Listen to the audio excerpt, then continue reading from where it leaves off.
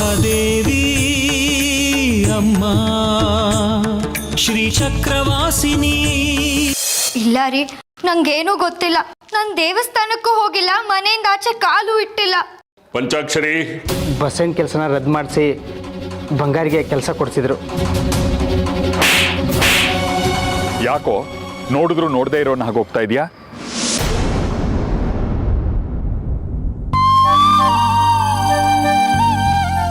ಹೀಗೆ ಆದ್ರೆ ಶ್ರೀಚಕ್ರ ಸ್ವರೂಪಿ ಮಗು ನಮ್ಮ ಕೈಗೆ ದಕ್ಕೋದು ಹೇಗೆ?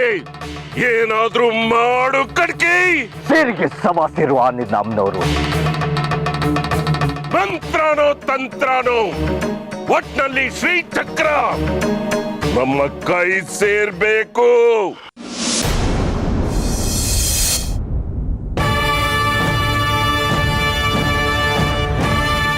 ಹೇಗಿದ್ರು ಬಂಗಾರಿ ಮಗುನೆತ್ಕೊಂಡೋಗಿ ಮನೆಯವರಿಂದ ದೂರ ಇದ್ದಾನೆ, ಒಂಟಿಯಾಗಿದ್ದಾನೆ. ಅವನಿಲ್ದೇ ಇರೋ ಸಮಯ ನೋಡಿ ಮನೆಗೆ ನುಗ್ಗಿ ಆ ಮಗುನ. ನನಗೇನು ಸಮಸ್ಯೆ ಇಲ್ಲ. ನಿನ್ನ ಅಮ್ಮನವರು ಅಲ್ಲೂ ಅಡ್ಗಾಲ್ ಹಾಕ್ಬಿಟ್ರೆ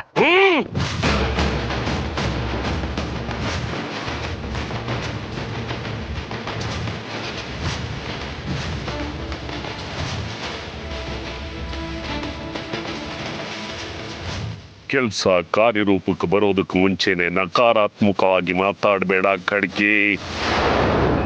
ಬಿದ್ದೆ ಹಣ್ಣು, ಹೋದ್ರೆ ಒಂದು ಕಲ್ಲು. ವಿನಾಕಾರಣವಾಗಿ ಮಾತಾಡೋದ್ರಿಂದ ಪ್ರಯೋಜನ ಇಲ್ಲ. ಈಗ ನಮ್ಮ ದೃಷ್ಟಿಯೆಲ್ಲ ಆ ಮಗು ಮೇಲೆ, ಶ್ರೀಚಕ್ರದ ಮೇಲೆ ಅಷ್ಟೇ.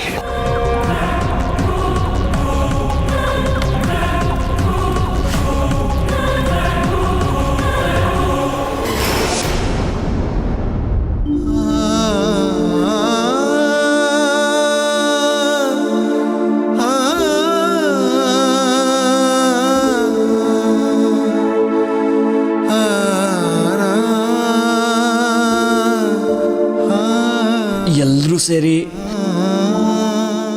ನಿನ್ನ ಅನಾಥರನ್ನಾಗಿ ಮಾಡ್ಬಿಟ್ರಲ್ಲಮ್ಮ. ನಿಮ್ಮಮ್ಮ ನಿನ್ನ ಬಗ್ಗೆ ಎಷ್ಟೆಲ್ಲ ಕನಸು ಕಟ್ಕೊಂಡಿದ್ಲು,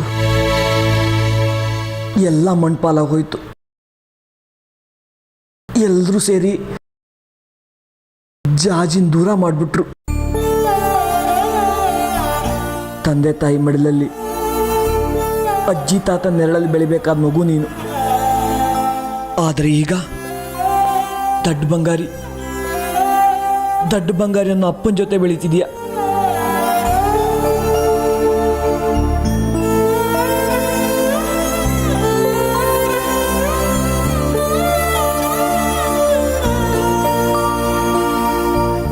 ಜಾಜಿ ಅಪ್ಪ ಬಂದು ಹೇಗೆ ಮಾತಾಡಿದ್ರು ಅಂತ ಕೇಳಿಸ್ಕೊಂಡ್ಯಾ ಮಗಳೇ? ನನ್ನ ಹತ್ರ ನೀನು ನೋಡ್ಕೊಳಕ್ಕಾಗಲ್ವಂತೆ. ವಾಪಸ್ ನಾವು ಬರ್ಬೇಕಂತೆ. ನಾವಲ್ಲಿಗೆ ಹೋದ್ರೆ ನೀನು ಬೇರೆಯವ್ರಿಗೆ ಕೊಡಲ್ಲ ಅಂತ ಏನು ಖಾತ್ರಿ? ಅದಕ್ಕೆ ನಾವು ಹೋಗಿಲ್ಲ.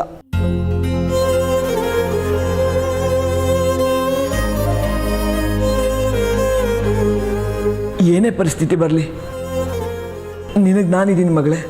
ನಾನು ನೋಡ್ಕೋತೀನಿ, ಚೆನ್ನಾಗಿ ನೋಡ್ಕೋತೀನಿ. ಆದರೆ ಜಾಜಿ ಇಲ್ಲದೆ ಈ ಬದುಕು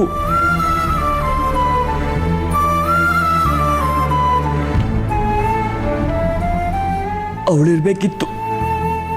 ನಾವು 3 ಜನ ಹೇಗೆಲ್ಲ ಬದುಕಬೇಕು ಅಂತ ಕನ್ಸು ಕಟ್ಕೊಂಡಿದ್ಲು ಗೊತ್ತಾ? ಅವಳು ಕಂಡು ಕನ್ಸಲ್ಲ, ಅವಳ ಜೊತೆನೆ ಸಮಾಧಿ ಆಗೋಯ್ತು.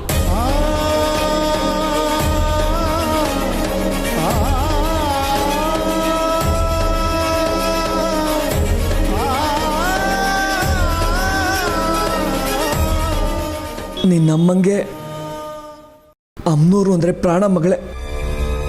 ಆದರೆ ವಿರೂಪಾಕ್ಷಿ ಶಾಸ್ತ್ರಿಗಳು ಮತ್ತು ಅವನ ಗೆಳೆಯ ಕೊಲ್ಲೋವಾಗ ಯಾವ ಅಮ್ಮನೂರು ಬಂದು ಕಾಪಾಡಲಿಲ್ಲ.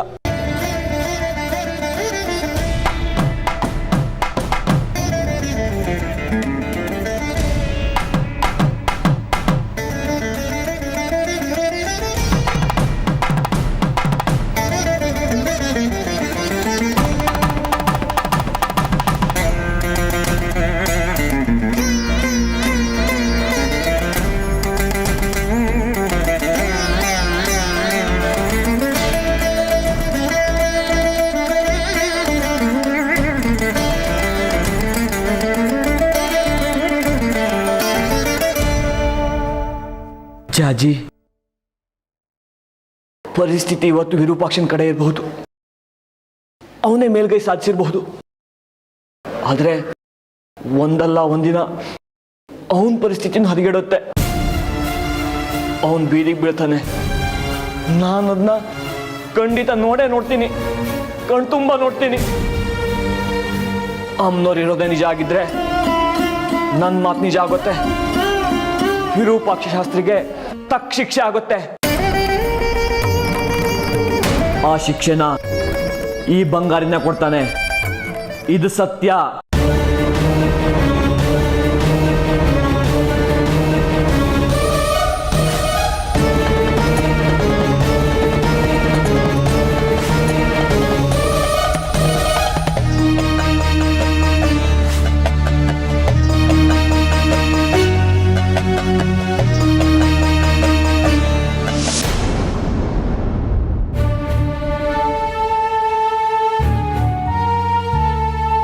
ಬಂಗಾರಿ ಸಿಕ್ಕದ್ನೇನೋ? ಎಲ್ಲ ಬಂಗಾರಿ ಬರ್ಲಿಲ್ವೇನೋ? ಬಂಗಾರಿ ಬಂಗಾರಿ ಬಂಗಾರಿ ನೀನು ಒಟ್ಟಿಗೆ ಹೀಗೆ ಪ್ರಶ್ನೆಗಳನ್ನ ಕೇಳಿದ್ರೆ ಯಾವುದಕ್ಕೆ ಅಂತ ಉತ್ತರ ಹೇಳಿ? ನೀನ್ ಹೋದಾಗ್ಲಿಂದ ನನ್ನ ಜೀವನ ನನ್ನ ಕೈಲಿಟ್ಕೊಂಡು ಕಾಯ್ತಾ ಇದ್ದೆ ಕಣೋ. ಎಲ್ಲೋ ಬಂಗಾರಿ ಸಿಕ್ಕದ್ನೇನೋ? ಸಿಕ್ಕಿದ್ದ ಅಮ್ಮ. ಒಂದು ತೋಟದ ಕೆಲಸ ಮಾಡ್ಕೊಂಡಿದ್ದಾನೆ. ಅವರೇ ಅವನಿಗೊಂದು ಚಿಕ್ಕ ಮನೆ ಕೊಟ್ಟಿದ್ದಾರೆ. ಅದರಲ್ಲಿ ಅವನು ಮಗು ಇಬ್ರು ಇದ್ದಾರೆ. ನಮ್ ಜೊತೆನೆ ಇರು ಅಂತ ಬಾ ಅಂತ ಕರಿಬೇಕಾಗಿತ್ತು. ಕರೆದೆ ಅಮ್ಮ, ಅದಕ್ಕೆ ಅಂತ ಅಲ್ವಾ ಹೋಗಿದ್ದಿದ್ದು. ಆದ್ರೆ ಅವನು ಬರೋಲ್ಲ ಅಂದ. ಮಗುನ ಬೇರೆಯವ್ರ ಪಾಲ್ ಮಾಡೋಕ್ ಹೊರಟಿದ್ರಿ. ನಿಮ್ ಜೊತೆ ನಾನು ಮಗು ಖಂಡಿತ ಇರೋಲ್ಲ. ನನ್ನ ಮಗು ನಾನು ಹೇಗಾದ್ರೂ ಸಾಕೋತೀನಿ, ನಿಮ್ ಸಹಾಯ ಬೇಡ ಅಂತ ಮುಖಕ್ಕೆ ಹೊಡೆದಾಗ ಹೇಳ್ಬಿಟ್ಟ. ಆ ಮಗುಗ್ ಒಳ್ಳೇದಾಗ್ಲಿ, ಎಲ್ಲೋ ಒಂದ್ ಕಡೆ ಚೆನ್ನಾಗಿರ್ಲಿ ಅಂತ ನಾವು ಆಸೆ ಪಟ್ಟಿದ್ದನ್ನೇ ಅವನು ತಪ್ಪಾಗಿ ತಿಳ್ಕೊಂಡು ನಮ್ಮೇಲೆ ಮುನಿಸ್ಕೊಂಡ್ ಬಿಟ್ಟಿದ್ದಾನಲ್ಲೋ. ತಪ್ಪು ನಮ್ಮದೇ ಅಮ್ಮ. ಅವನ ಜಾಗದಲ್ಲಿ ನಾವಿದ್ದಿದ್ರು ಅದನ್ನೇ ಅಲ್ವಾ ಮಾಡ್ತಿದ್ದಿದ್ದು. ಆದ್ರೆ ಮೊದಲೇ ಒಂದ್ ಸ್ವಲ್ಪ ಮದ್ದು ಮಗುನ ಹೇಗೆ ಒಬ್ಬನೇ ಸಂಭಾಳ್ತಾನೋ ಏನು ಕತೆನೋ. ಹೆಂಗಸರಿಗೆ ಎಳೆಗೂಸನ್ನ ಸಂಭಾಳಿಸೋದು ತುಂಬಾ ಕಷ್ಟ. ಅಂಥದ್ರಲ್ಲಿ ಅವನ್ ನಿಭಾಯಿಸ್ತಾನಮ್ಮ. ಅವನು ನೋಡಿದಾಗ ಮೊದಲಿನ ಬಂಗಾರಿ ಅಂತ ಅನ್ನಿಸ್ಲಿಲ್ಲ ನಂಗೆ. ತುಂಬಾ ಬದಲಾಗಿದ್ದಾನೆ. ಪೆದ್ದಾಗ ಆಡ್ತಿಲ್ಲ. ತುಂಬಾ ಜವಾಬ್ದಾರಿಯುತ ತಂದೆ ಅನ್ನಿಸ್ತು ನಂಗೆ ಅವನು ನೋಡಿದಾಗ. ಈಗ ನಾವು ಏನು ಹೇಳಿದ್ರು ಅವನು ಕೇಳೋ ಸ್ಥಿತಿಲಿ ಇಲ್ಲಮ್ಮ. ನೋಡೋಣ, ಅಮ್ಮನವ್ರು ಅವನಿಗೆ ಮನಸ್ಸು ಕೊಟ್ಟು ಇವನು ಬುದ್ಧಿ ಬದಲಾಯಿಸಿ ಮನೆಗೆ ವಾಪಸ್ ಬಂದರೂ ಬರಬಹುದು.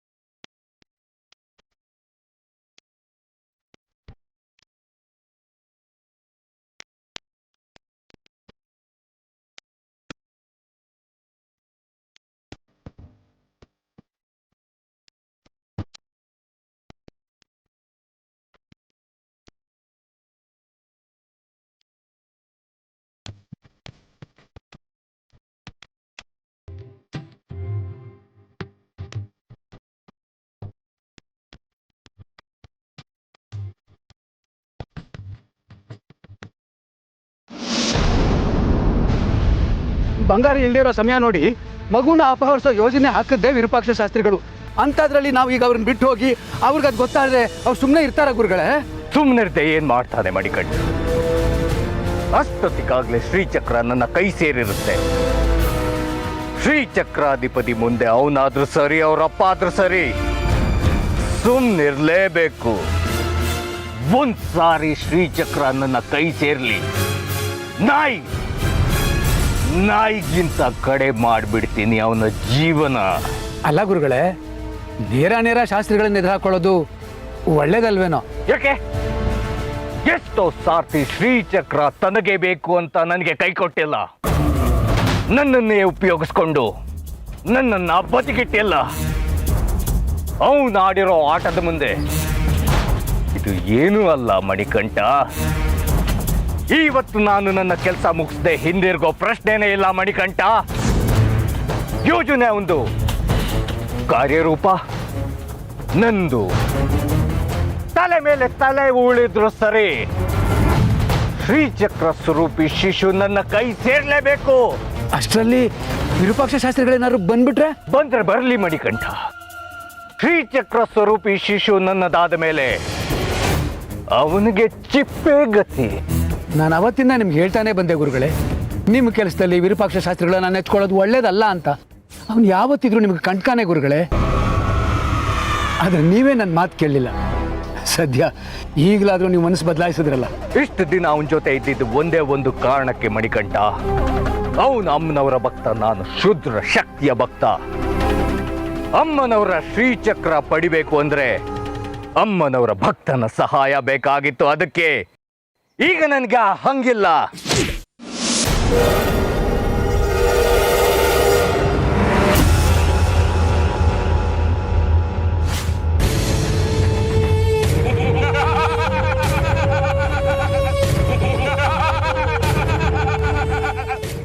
ಏನಂದೆ? ಹಂಗಿಲ್ಲ. ಹಂಗಿಲ್ದೆ ಇದ್ದವ್ರು ಯಾರು ಈ ಭೂಮಿಯ ಮೇಲಿಲ್ಲ. ಎಲ್ರೂ ಹಂಗಿನ ಅರಮನೆಯಲ್ಲಿರೋರೇ. ಅರ್ಥ ಮಾಡ್ಕೋ. ಮಣಿಕಂಠ, ನನ್ನ ವಿರುದ್ಧ, ಈ ವಿರೂಪಾಕ್ಷ ಶಾಸ್ತ್ರಿಯ ವಿರುದ್ಧ ನಿನ್ನ ಗುರುಗೆ ಕಿವಿ ಚುಚ್ಚಿಕೊಡ್ತಾ ಇದೀಯಾ? ಕೊಡು ಕೊಡು.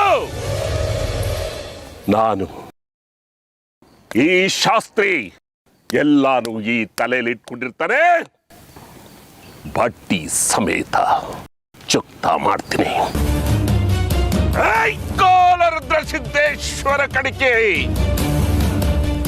ನಾನು ಕೊಟ್ಟು ಯೋಜನೆನ ನನ್ನೇ ಬಿಟ್ಟು ಕಾರ್ಯರೂಪಕ್ಕೆ ತರೋದಕ್ಕೆ ನೋಡ್ತಾ ಇದೀಯಾ? ಇಂಥ ಬಂಡ ಕಪಟತನ ನನ್ನ ಹತ್ರ ನಡೆಯೋದಿಲ್ಲ.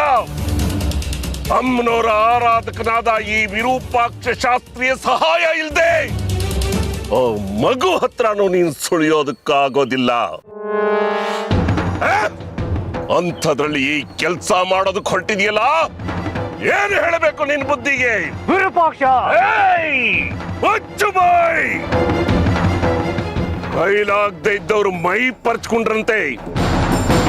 ನಿನ್ನ ಆರ್ಭಟಕ್ಕೆ ಹೆದ್ರವ್ರು ಯಾರು ಇಲ್ಲ ಇಲ್ಲಿ. ಒಂದು ಸಾರಿ ಶ್ರೀಚಕ್ರನ ಲಪಟಾಯಿಸೋದಕ್ಕೆ ನೋಡಿ ಏಟ್ ತಿಂದಿದ್ಯಾ? ಅದು ನೆನಪಿರ್ಲಿ.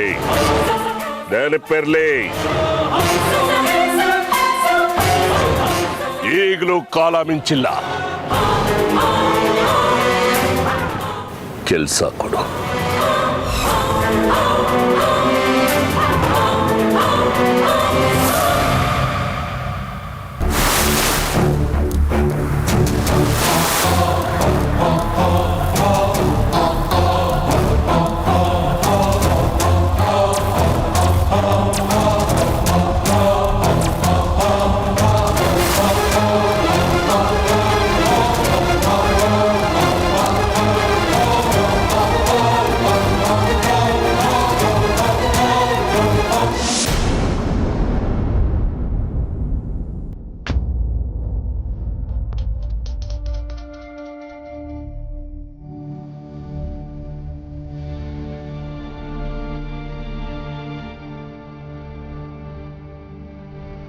ಬಂಗಾರಿ, ಬಂಗಾರಿ, ಯಾ ಜೀವನದಲ್ಲೂ ಅನ್ಸುತ್ತೆ.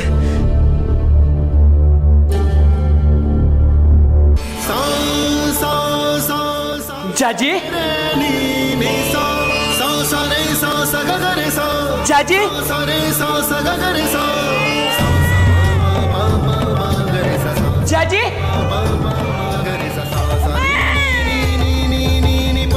ಜಾಜಿ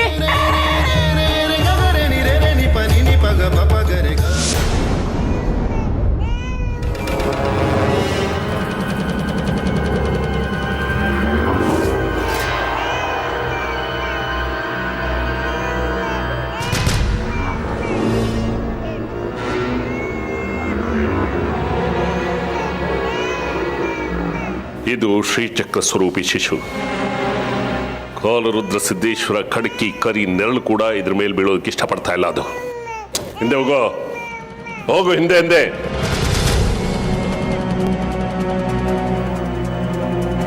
ಜಾಜಿ ಜಾಜಿ ಜಾಜಿ ಜಾಜಿ ಜಾಜಿ ಜಾಜಿ ನೋಡಿದ್ಯಾ?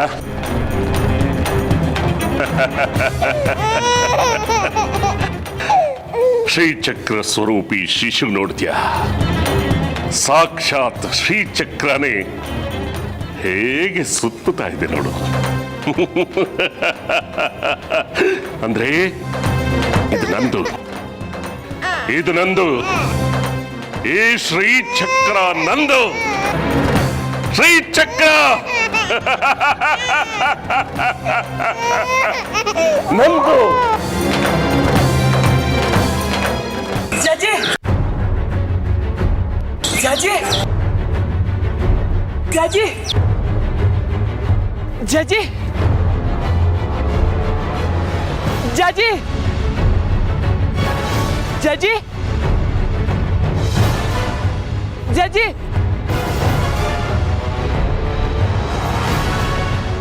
ಜಾಜಿ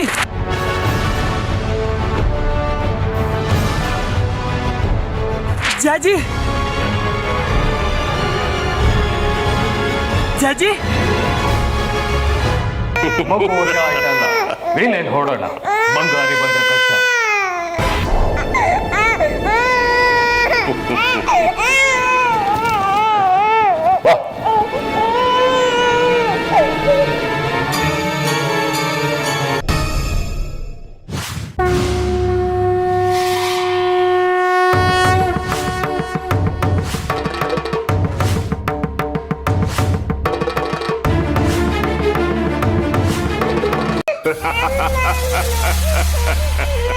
ಶ್ರೀಚಕ್ರ ಸ್ವರೂಪಿ ಮಗು ನಮ್ಮ ಕೈಗೆ ಬಂದಾಯ್ತು. ಇದನ್ನ ನಮ್ಮನೆ ಕರ್ಕೊಂಡು ಹೋಗ್ತೀನಿ. ಅಲ್ಲಿ ನನ್ನ ಮಗನ ಮಗುನ್ ಜೊತೆ ಬೆಳೀಲಿ. ವಿರೂಪಾಕ್ಷ, ಮಗುನ ನಿಮ್ಮನೆಗೆ ತಗೊಂಡು ಹೋಗಿ ಶ್ರೀಚಕ್ರನ ನೀನೊಬ್ನೇ ಅನುಭವಿಸ್ಬೇಕು ಅನ್ಕೊಂಡಿದ್ಯಾ? ಹಾಗಲ್ಲ, ಇದಿನ್ನೂ ಹಸುಗೊಸು. ಇದನ್ನ ನೀನ್ ಹೇಗ್ ನೋಡ್ಕೊಳ್ತೀಯ ಅಥವಾ ನಿನ್ನ ಶಿಷ್ಯ ಮಣಿಕಂಠ ಹೇಗೆ ನೋಡ್ಕೊಳ್ತಾನೆ? ನಮ್ಮನೇಲಿ ಅಂದ್ರೆ ಹೆಂಗಸಿದ್ದಾರೆ, ಅವ್ರು ನೋಡ್ಕೊಳ್ತಾರೆ. ಇದು ಶ್ರೀಚಕ್ರ ಸ್ವರೂಪಿ ಶಿಶು ಯಾರ ಸಹಾಯ ಇಲ್ದೇನು ಬದುಕುತ್ತೆ ಅನ್ನೋ ಸಾಮಾನ್ಯ ಜ್ಞಾನನೂ ಇಲ್ವಾ ವಿರೂಪಾಕ್ಷ ನಿನ್ಗೆ? ಬದುಕಬಹುದು, ಬದುಕಬಹುದು. ಆದ್ರೆ ಈ ಮಗು ನಿನ್ನ ನೆರಳು ನೋಡಿದ ತಕ್ಷಣ ಅಳುತ್ತಲ್ಲ, ನೋಡ್ದ್ಯಾ? ಆವಾಗಲೇ ನೀನ್ ಎತ್ಕೊಳಕ್ ಹೋದಾಗ ಅಳು ಶುರು ಮಾಡಿದ್ದು. ಇನ್ನೂ ನಿಲ್ಸಿಲ್ಲ. ಅದು ಆಗ. ಈಗ ಅದಕ್ಕೆಲ್ಲ ವ್ಯವಸ್ಥೆ ಮಾಡ್ತೀನಿ. ಕೊಡು ಮಗುನ. ಕೊಡಲ್ಲ. ಆಗ್ಲೇ ನಾನಿಲ್ದೆ ನೀನೊಬ್ಬನೇ ಬಂದು ಶ್ರೀಚಕ್ರನ ಲತ್ತಾಯಿಸೋದು ಪ್ರಯತ್ನ ಪಟ್ಟವರು. ಈಗ ಈ ಮಗುನ ನಿನ್ ಕೈ ಕೊಟ್ರೆ ವಾಪಸ್ ಮತ್ತೆ ನನ್ನ ಕೈಗೆ ಬರುತ್ತೆ ಅನ್ನೋ ನಂಬಿಕೆ ನನಗಿಲ್ಲ. ಅದಕ್ಕೆ ಕೊಡೋದಿಲ್ಲ. ಇದರಲ್ಲಿ ನಮ್ಮ ಇಬ್ಬರದ್ದು ಸಮಪಾಲಿದೆ. ಕೊಡಿಲಿ ಮಗುನ. ಕೊಡಲ್ಲ, ಕೊಡಲ್ಲ ಅಂದ್ರೆ ಕೊಡಲ್ಲ. ಇದನ್ನ ನಮ್ಮನೆ ಕರ್ಕೊಂಡು ಹೋಗ್ತೀನಿ. ವಿರೂಪಾಕ್ಷ, ಈ ಮಗುನ ನೀನು ನಿನ್ನ ಮನೆಗೆ ತಗೊಂಡು ಹೋಗೋದು ನ್ಯಾಯ ಅಲ್ಲ. ಈಗಾಗಲೇ ಬಂಗಾರಿ ಈ ಮಗುನ ತಗೊಂಡು ಹೋಗೋದು ಊರಿನವರೆಲ್ಲ ನೋಡಿದ್ದಾರೆ. ಈಗೆಲ್ಲಾದ್ರೂ ನೀನು ಈ ಮಗುನ ತಗೊಂಡು ಹೋದ್ರೆ ಎಲ್ಲರಿಗೂ ಅನುಮಾನ ಬರುತ್ತೆ. ಇಂತಹ ದಡ್ಡತನದ ಕೆಲಸ ಮಾಡಲೇಬೇಡ. ಸ್ವಲ್ಪ ಸಮಯ ಈ ಮಗು ಹೊರ ಜಗತ್ತಿಗೆ ಕಾಣ್ತಿರೋದೇ ಒಳ್ಳೆಯದು.